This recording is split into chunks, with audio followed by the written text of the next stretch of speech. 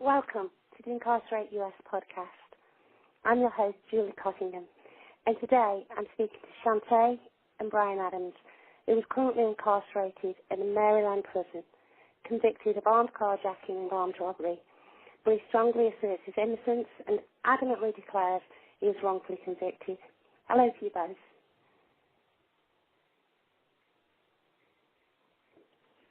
How you doing? Hello, Mr. Adams. I have some questions I'd like to ask you to get your perspective on some of the components of mass incarceration. But before we do all that, can you tell us about your story? Yes. I've been in prison for probably about 4 years, 3 months. I'm on a armed carjacking, armed robbery, and a gun. The case basically was about. I got my sentence is 45 years, all suspended for 30. Basically what happened in my case is that I got wrongly convicted from a lead detective and a fingerprint expert that showed a reckless disregard for the truth. My lead detective, he made an out of court identification at my parole appointment. He seen me and he said that I matched the description of a black male, 5'8", 6 foot, 180 pounds, that's light skin. Well, it said a black male. That's consistent to me, but the description that was given from the victim was 5'8", 6 foot, 180 pounds, and a light skinned guy. So he took that and used that to get a warrant for my arrest, saying I matched the description. And the fingerprint expert, he first said that he had 4 partial prints, and then when it came time for trial, it went from 4 to 2 prints, and he left 1 print at home at the office, so he only had 1 print, and from that 1 partial print, he had 10 possible matches, but he claimed that he was confident, so he never checked those other 9 matches. He was just for sure it was me. So doing that, he violated my due process. And right. I was the only person ever to get arrested for it. The victim never identified me. I was never a gun found in the case or retrieved off me. And unbeknownst to me, that after the trial, and I got like another 300 pages of my discovery. When I got those extra pages, that I found out that during the time there was another detective. He checked the phone records and the cell towers because they had the theory that that it was a drug deal gone bad, and they would find my phone number in the victim's phone and be able to place me on the scene from the cell towers, which they never could do that. And the only physical evidence in the case was the 1 partial print, which had 10 possible people that they never checked them. And right. So, how did you become a suspect? How did they come to link you to this crime? Okay, I became a suspect from the overzealous cop, the detective. The detective found he was the one that made me a suspect from saying that I matched the description of a light skinned person, which I'm clearly not. And they said that my fingerprint. They said they found a fingerprint on the steering wheel that was mine. But one partial print. That's how I became a suspect. And so, what happened during the trial? What errors that made this a wrongful conviction? What did they do, or what didn't they do that could have proved your innocence? Well, basically, what could have really proven my innocence was if I had a Frank's hearing. A Frank's hearing is all on the probable cause. What it is that the asset is the person who draws up the arrest warrant. That would be the detective. and the magistrate is the judge. Now, if when the advocate gives the warrant to the judge for him to sign off on it, it's something called a good faith. That's what they do. So I mean, everything that's in the warrant, they already take it as it's good. It's not a lie because the detectives are sworn not to lie. So this is something they use to get the warrant in my case. Now, what the Frank hearing would have done for me, it would have challenged the probable cause. Now, the description never matches me. The description was a light-skinned guy. I'm not light-skinned. I'm dark-skinned. So I couldn't match the description of that suspect.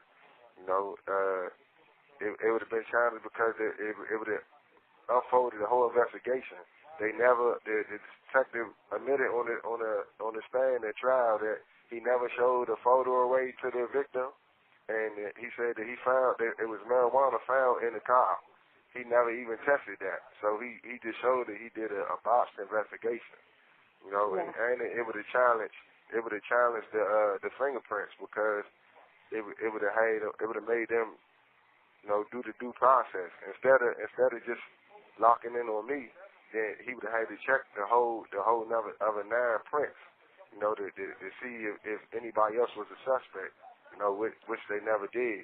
That he didn't follow the chain of custody of the evidence in the order, the scientific protocol, of the processing with the fingerprints. Yes. Does that make sense? It does it makes perfect sense. With everything that you're pursuing at the moment, what would help? Is there anything about that incident that day when people that may have witnessed the crime, people to come forward? Maybe there's something significant that you can remember on that day that would help remind people. If there's any way for them to help you, would you say there was anything that you can help people to jog their memories, to come forward, or if they actually know who the real person responsible is? This is basically it's something that would really help them to come forward. Would you say that was likely?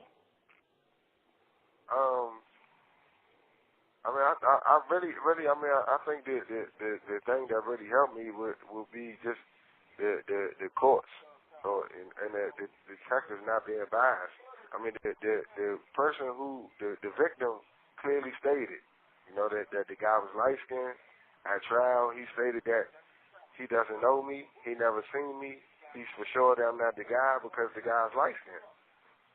So that alone exonerates me from, having anything to do with this crime. And the victim never identified you, that's correct?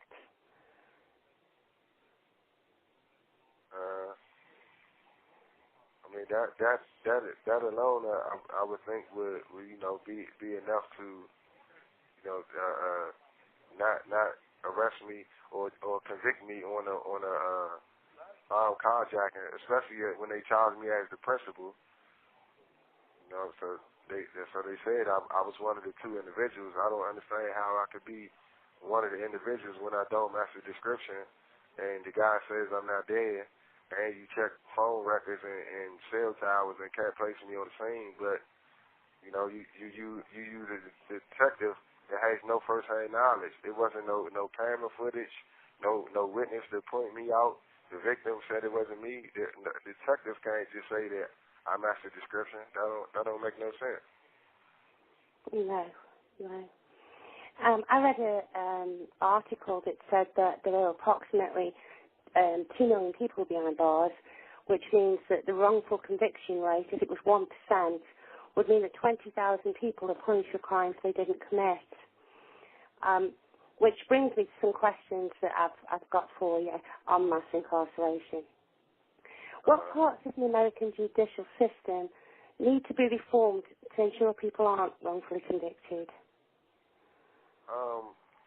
With that, I believe that with the American judicial system is first is the start from the beginning. It will be the grand jury indictment.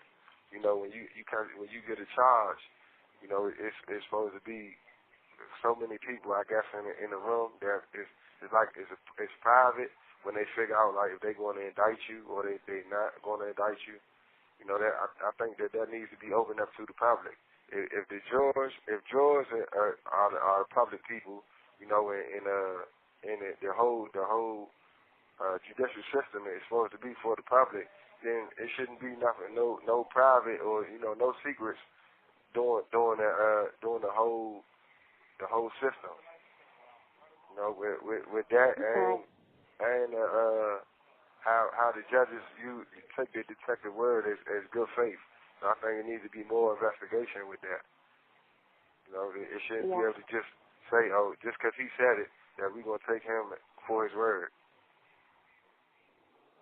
Yes, that's correct. I agree with you. How would you describe your prison experience, being wrongfully convicted and being with you being incarcerated? How has this affected you, and how have you maintained your strength to fight against this conviction? I would say that my prison experience, especially knowing the situation that I'm in right now, is Allah. God is the only thing that keeps me going, and my family, my fiance, they really keep me strong. And the whole experience is, I feed off others. You know, it's always somebody that's in a worse predicament than me. So, I try not to cry or spill milk and try to make the best of my situation and constantly fight. But like life in here, at times it's hard. But I look at it like, I live on a plantation, in a psych ward. That's what it seems like to me. Yeah. What do you believe the first steps would be towards prison reform in America? I think that the first step would be first we have to start with self. So you can't help nobody if you can't help yourself. But with that we all need some avenues and outlets to make that happen. Now the education factor should always be first, because if you don't know nothing, then you can't learn anything, So the schools should be better, like the schools and college classes and vocational classes should be able to have avenues for us to learn, for us to find ourselves and find the right lane for us to go at. A lot of people come in prison young and they stuck in prison with nothing to do. So they not learning anything. Now if we can make the time productive, because they say it's prison reform. So if it's prison reform, then they should give us some avenues to help us reform ourselves, because it's really not. No, and I've kind of seen for myself as I've been looking into these situations that there's a lack of programs in place for people in prison. There's very limited resources, and it's just the sentencing themselves are so extreme and so harsh. If you could go back to the courtroom, is there anything that you would say differently? Is there anything that you think you would do differently than what you did when you were sentenced? I wouldn't. Only thing that I would say that would be different is now that I have more knowledge of the judicial system. Of actually case law. Understanding the law and how the law works. So if I was to go in there today, it was times that things that my lawyer did that me not knowing now that at the time that I thought that he was doing a good job, that now that I know that he was just doing the bare minimum, and I would have brought these things to the forefront and challenged the state on various different things, But as far as me saying anything, when I got sentenced, I didn't say anything, and I wouldn't say anything. I didn't have nothing to say. I knew I was right, and I knew how the system worked. I wasn't going to let nobody use my words against me. I just knew I was going to have to follow the process. So that's what I'm currently doing now. So I'm using other avenues to help bring as well as other situations to the forefront. Yeah. Well, I want to thank you so much for joining me today to talk about your case. And I want to invite you to come back any time. If there's any way that we can highlight your progress, reach out to people, we would love to talk to you. But I'm going to end this interview now. I know that time is precious for you on these calls. So this is Julie Cottingham, and I want to thank you for joining us on the Incarcerated US podcast, where the power of your voice adds to the power of your progress. Thank you. Okay, no, thank you. I highly appreciate you.